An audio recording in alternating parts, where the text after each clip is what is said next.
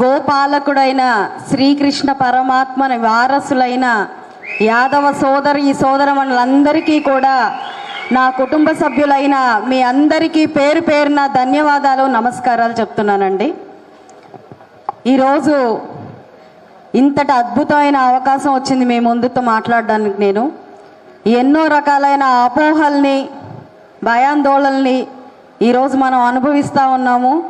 క్రాంతి అన్నగారు ఎన్నో రకాలైన అంశాలని మనకి చాలా కూలంకుషంగా చెప్పారు. మన బాధ్యతని ఒకసారి గుర్తు చేశారు ఆయన.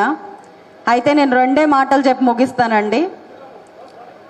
హక్కున చేర్చుకోవడంలో, ఆడపిల్లను హక్కున చేర్చుకోవడంలో శ్రీకృష్ణ పరమాత్మకే చెల్లింది.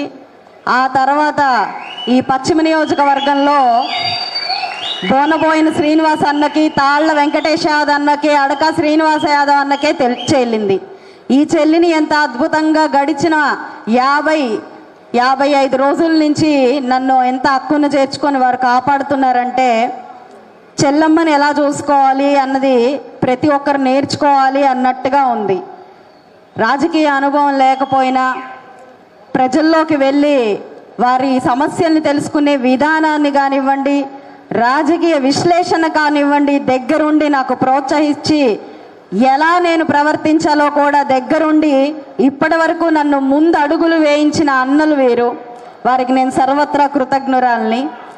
అయితే మమ్మల్ని మర్చిపోకూడదు మీరు అధికారం వచ్చాక అని అన్నారు.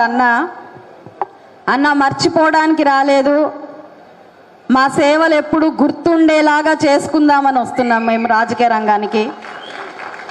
అక్కడ ప్రభుత్వానికి, ఇక్కడ ప్రజలకి మధ్యలో ఒక వారధిలాగా ఉంటాను అని మీకు చెప్తున్నాను. ప్రభుత్వాలు అందించే ఎన్నో రకాలైన సంక్షేమాన్ని ప్రజల దాకా అందించే నాయకులుగా ఈ యొక్క బ్రిడ్జ్ అనేది ఏదైతే ఉందో అది చాలా బలంగా ఉంటే ప్రజలందరూ సుభిక్షంగా ఉంటారు అని నమ్మే వ్యక్తిని నేను.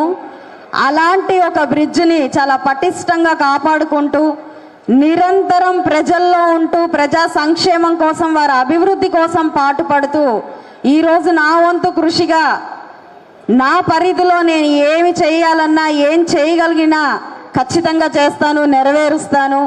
అలాగే మీరు నాకు అందించే ఈ యొక్క సహాయ సహకారాలకి ఎల్లవేళలా కృతజ్ఞురాలుగా ఉంటాను. మీరిచ్చే సూచనల్ని, సలహాల్ని, మీ అనుభవాన్ని నా మనసులో పెట్టుకొని రానున్న రోజుల్లో ప్రవర్తిస్తాను అని చెప్తూ ఇంతటి అద్భుతమైన అవకాశాన్ని ఇచ్చినందుకు, మీ అందరి మనసుల్లో నన్ను ఉంచుకున్నందుకు ధన్యవాదాలు చెప్తూ సెలవు తీసుకుంటున్నాను.